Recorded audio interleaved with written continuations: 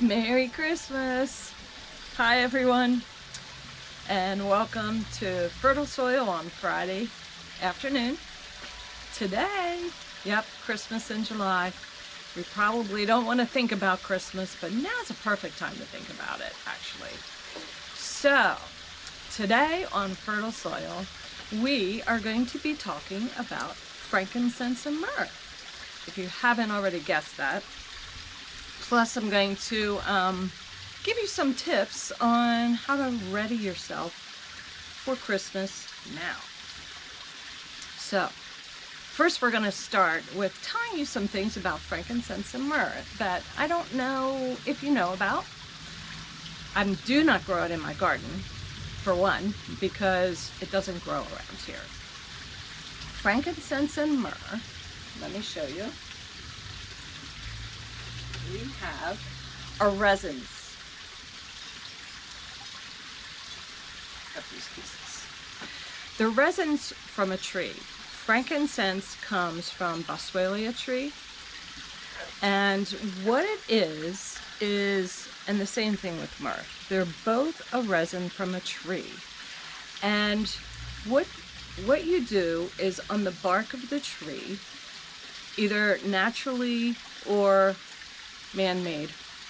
You scrape the tree, or when it gets a wound of some sort, then it oozes this milky white sap.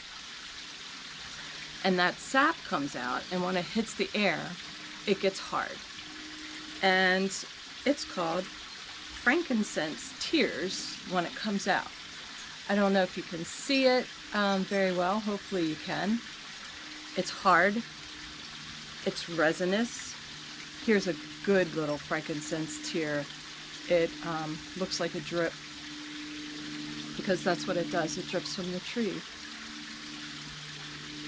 And then it gets scraped off and saved. Myrrh, it comes from a different tree / bush, and that's Camelphora. And it's very similar. However, it's a little bit more darker brown and more crystallized. But they're both very hard at this point. Now, frankincense and myrrh, amazingly, have very similar properties, and they're used very widely. The main thing that frankincense and myrrh, I'm just going to say frankincense because myrrh has very similar properties. It has a little bit, maybe more medical properties is what it was used for more, but they're very, very, very similar. So frankincense and myrrh are used mainly in perfumery and incense. That is what they're most popular for. However, that's not the only thing they're good for. So I have tons of it. I bought it several years ago by the pound, and it goes a long way. It smells ancient. Just the smell of it almost transports you back. So you can use frankincense and myrrh just so, and these little tears, what they're called, they feel like stones. You can use them as incense. I'm having a hard time getting my charcoal lit today because there's a breeze going, and it might catch after a while. But this is self-lighting charcoal that you can buy. You can light it, and you just put your frankincense and myrrh on that hot charcoal, and you have your incense automatically. You don't have to mix it with anything. You don't have to do anything special to it. It melts and it smells wonderful. Now, it does get a little smoky. So I like to light frankincense and myrrh on Christmas Eve at some point of the evening. But I usually do it outside on my back porch and just sit and take it all in at that point in time. If you light it in your house, I will admit, it does get a little smoky and it might set off your fire alarm. You don't want that to happen on Christmas Eve. Outside in my garden, I light it a lot. It lasts a good while. That little briquette that self-lighting charcoal, and if you put those on there and it lights when I'm out gardening, I light incense a lot when I'm outside just because it feels good. It smells good too. So frankincense and myrrh are great incense. So where is frankincense can come in a powder as well. Frankincense powder, it's just really fine ground up powder. Frankincense can be taken internally.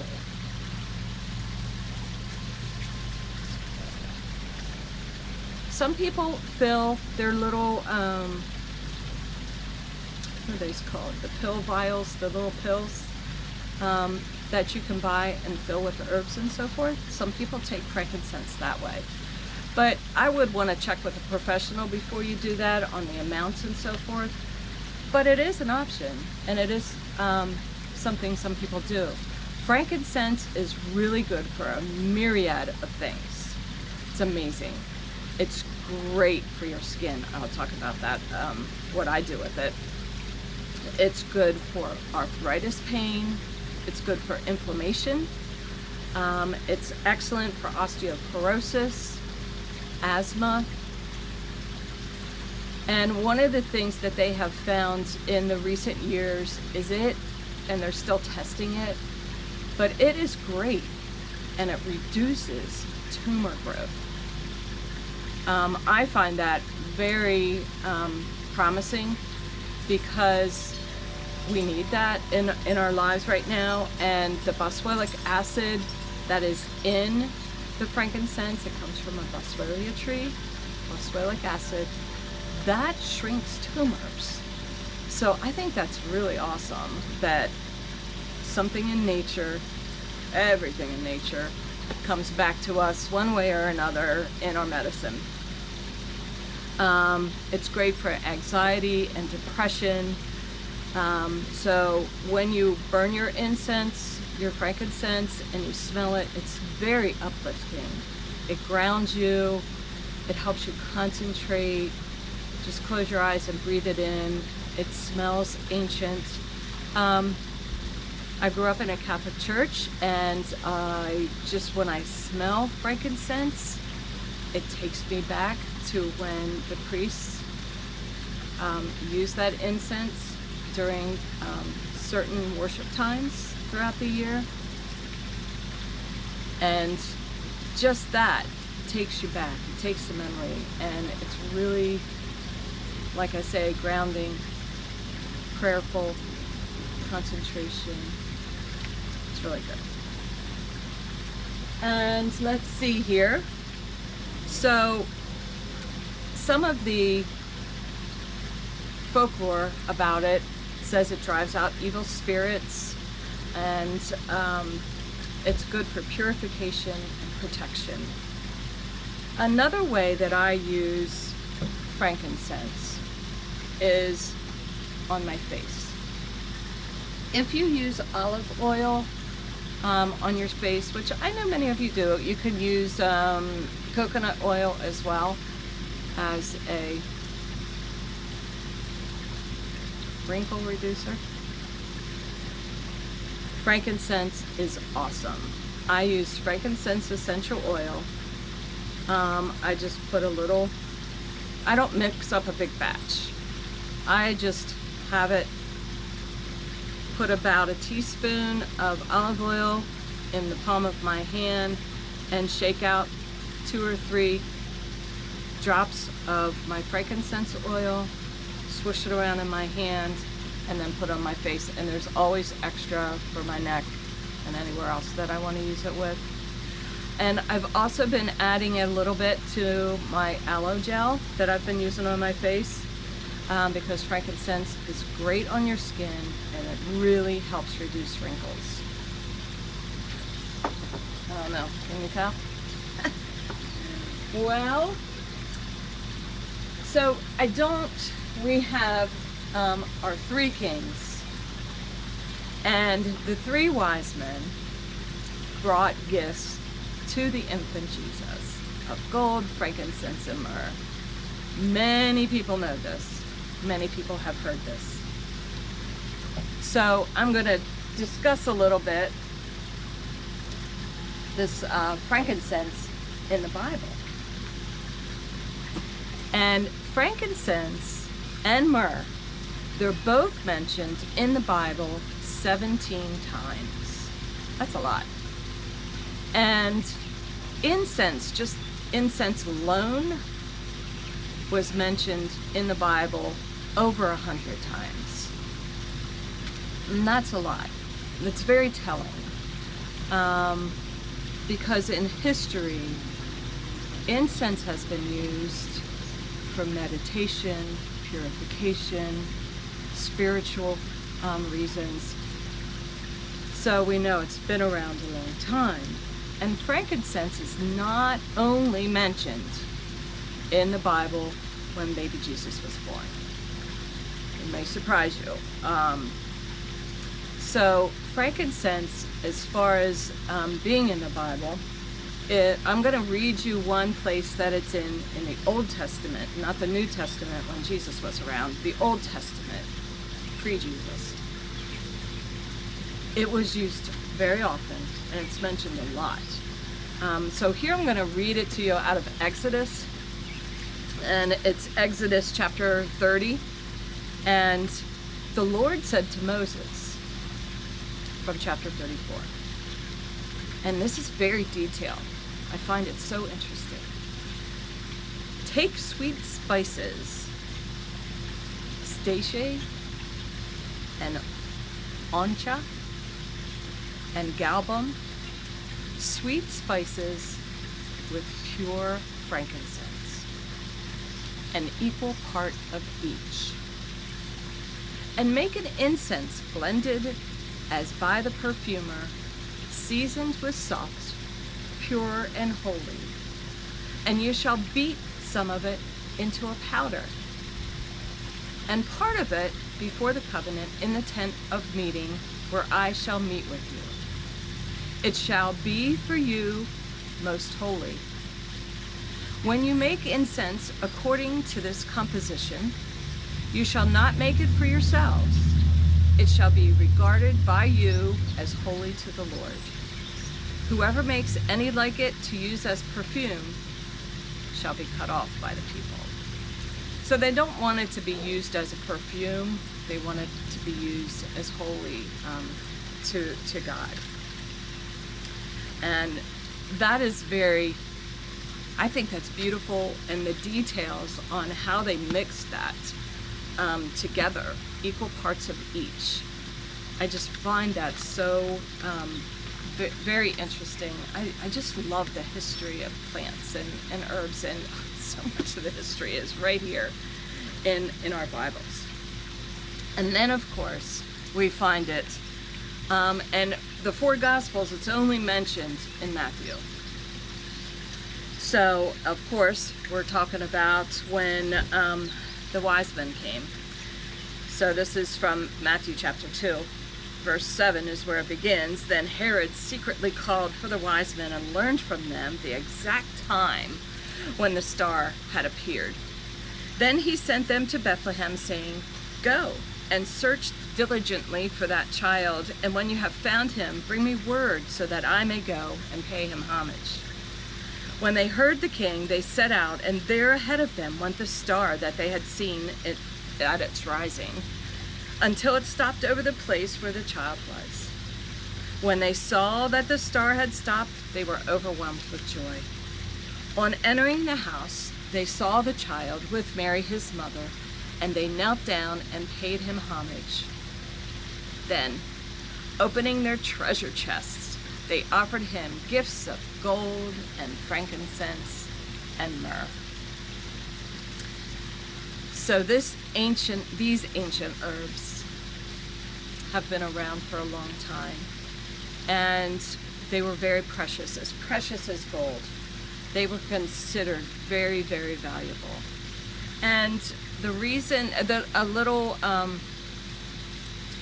summary of the meaning of gold and frankincense and myrrh is the three gifts have a very spiritual meaning. And gold for virtue, frankincense for prayer or deity, and myrrh for suffering or death. So if you think of those three things around Jesus, makes you think. So now, with the frankincense and myrrh that we have here, I'm pretty much done talking to you about those. They can be purchased online. I'm not going to tell you where, because you guys all can find places. And when you get them, you probably have to order a bulk amount. But what a great Christmas gift to give someone is a vessel to burn it in, a hunk of charcoal, some frankincense and myrrh, maybe a little explanation, instruction, the verse from a Bible. That would be a really great Christmas gift. So here at my potting bench, I have a little Christmas tree up, and I have my lights on to kind of put us in the mood. And you know, Christmas in July is heard a lot in the stores, and buying gifts in the summertime. It's pretty hot out here today. I'm trying to stay in the shade, because once you go out there, it's really, really hot. But right now is a good time to start creating your Christmas gifts and start thinking about it. Because in your gardens right now, or in my garden right now, I should say, everything is growing prolifically. This is the time where I'm cutting things down and drying things. Sometimes I do that and I don't have a particular use in mind when I'm cutting down my lemon balm or my mint or the hyssop, rosemary, whatever's out there. But I want to save it. It's a passion. It's actually probably a sickness that I'm growing all this stuff, and I don't want it to go to waste. But start thinking about what you could do for gifts, for seasonal gifts, because the season of giving is at Christmas, and whether you do it because you're a Christian, or maybe you don't even celebrate Christmas, but it's usually a time of the year when we exchange gifts with our friends, with our relatives, to show love. And what a neat thing to do is to share something from your gardens that you're growing. One thing that I do not grow in my garden, but I'm going to give you a little tip on how to make, is a spice necklace.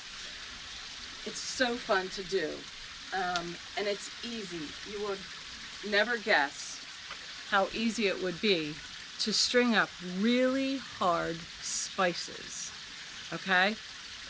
Doing it now is so good because it feels good when you're holding it and you're smelling it.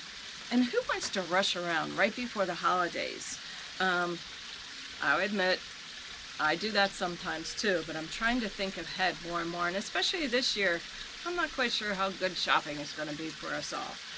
And I love getting homemade gifts. So, this spice necklace has star anise and allspice, cardamom pods, and cinnamon. And you're like, how can I cut cinnamon into those pieces like that? Well, you soak it overnight in some water. Ta-da! Done. They get soft and firm, and what you need to do is, the best stringer ever is dental floss. Hi, Kathy. She's my friend that works in a dental office. I save all those little samples of dental floss I get, and I use the dental floss I floss my teeth too, don't worry. So here's a piece of allspice, and watch how easy, if you ever felt allspice, it's hard as a rock, but when you soak it, you can string it. It's really nice. Now we have our cinnamon stick, and another thing, which are very expensive right now, but this is a vanilla bean pod, and this is a cinnamon stick. My vanilla bean pods I have had probably 25 years. I bought these a long time ago, and I have them stashed in a jar. They're very precious. One of these costs $8 or $9 right now. I don't know, I bought a couple pounds of them. So I'm almost out. I only have like, I don't know, maybe 20 left after all those years ago. But they are a little hard right now, so I don't use them for fresh cooking because they're pretty dried out. Still smells like vanilla though, and it is a little hard, so you can just cut it into pieces and string it on your necklace. And I'm telling you, vanilla smells after several years. Cinnamon sticks, cut right with the scissors, very easily. Cloves that are really hard, soak them overnight. You can get that needle right through there and put it on your necklace. And you can make a beautiful necklace for yourself, for your friends. If you do it now, then you're prepared ahead of time. There's many other seeds and pods that you might find as you're hiking or walking around that are small enough to put on a necklace. Just remember, you don't want to put anything on there that's really scratchy or, you know, that'll poke somebody or hurt someone. But most things are okay. Seeds. I use Job's tears as well. We can also use ginger root. You can slice that into medallions and dry it. It looks like this one, it's dried, but it's good on a necklace as well. And another thing that you can do to prepare garland, if you like natural garland with apples and oranges and cinnamon sticks and all that kind of thing, you can start drying your apples now. Because who doesn't have apples in the refrigerator sometimes that you're like, ugh, I don't know if I want to eat that because it might be getting a little sandy or soft, and you just throw it away because you really don't want to bite into it. Those are the perfect apples to dry. If you have a dehydrator, they dry great. But you can also dry them in your oven and in the microwave if you look that up online. Easily done. And do it now. You could do a little at a time. Save up those apples. And you can use some bay leaves, some apple, some cinnamon, you know, just make your garland beautiful and save it. And when Christmas comes, or even Thanksgiving, put it up, hang it, string it on your tree, put it in your kitchen.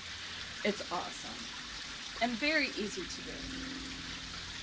Some other gifts you can get from your garden that you could do right now is make a rosemary lime salt. Because making this salt is really important to use fresh rosemary, not dried rosemary, because that essential oil and that rosemary mixed with the salt and the lime zest is amazing, and it's really good. It's great on meat. I love meat. But it's easy to do. I did a little video a little bit ago and put it up for you. If you pack them now, they'll be ready for Christmas.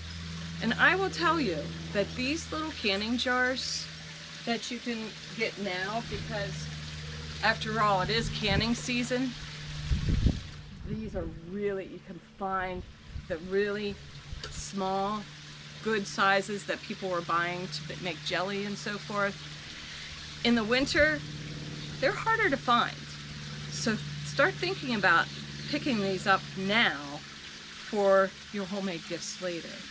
You can make bath salts or foot soaks. You can make beautiful flower petal facial steam.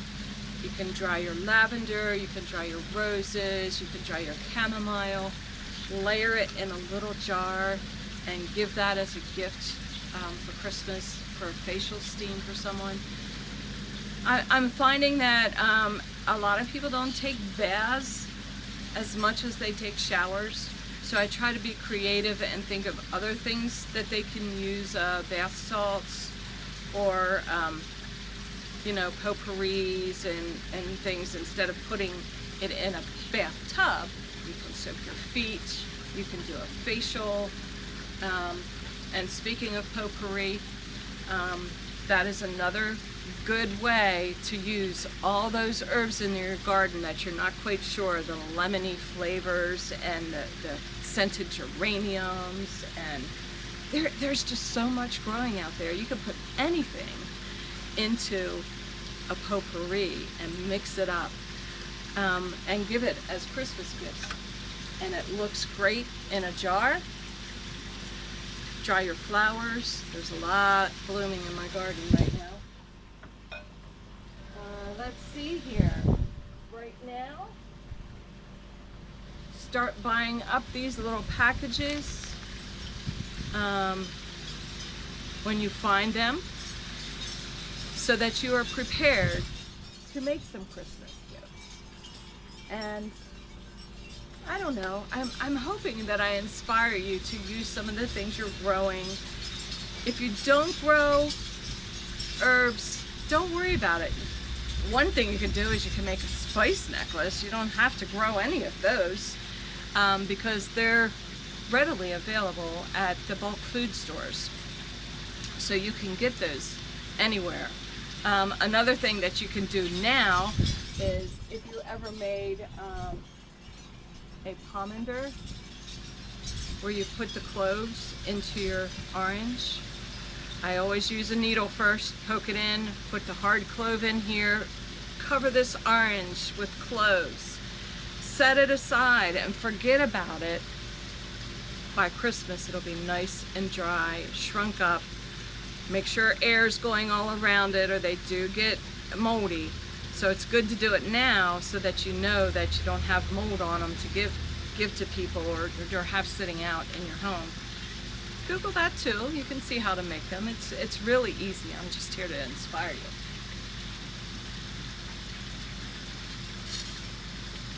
One other thing, styrofoam trees.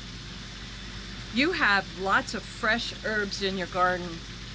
This is a fun way to fill it up with fresh herbs and let it dry. And you have a Christmas tree made out of herbs. So there's a lot of things to do with those fresh herbs in your garden now to prepare for Christmas later. And dry them now to make some dried things for later. Oh, I told you almost everything. I'm so happy that you're joining me today.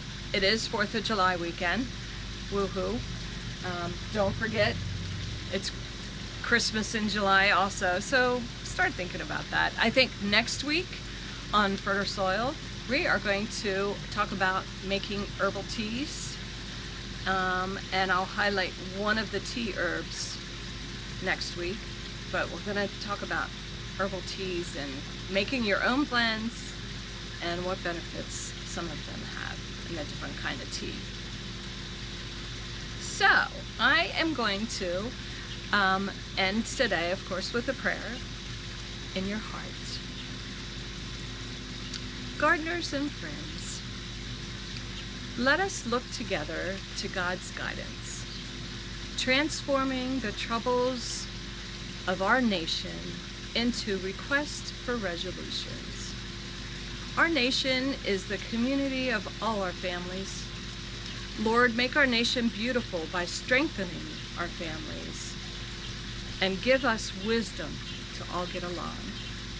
What a blessing it is to enjoy the freedoms we so often take for granted, and bless those who have served and continue to serve their lives for our freedom. I am thankful for this nation, and today my heart and soul are free to praise you. For this, I am very thankful. Thank you for this opportunity to lead others into freedom that can be found in knowing you. Amen. I hope everybody has a wonderful 4th of July weekend, no matter how you celebrate, with your family, with your friends, by yourselves. We're staying by ourselves, I believe, but we'll have a nice time relaxing. And Sunday, we are in-person live worship at St. John's. Wear your masks, social distance. It's good. Thank you, everyone. We'll talk to you later. Bye.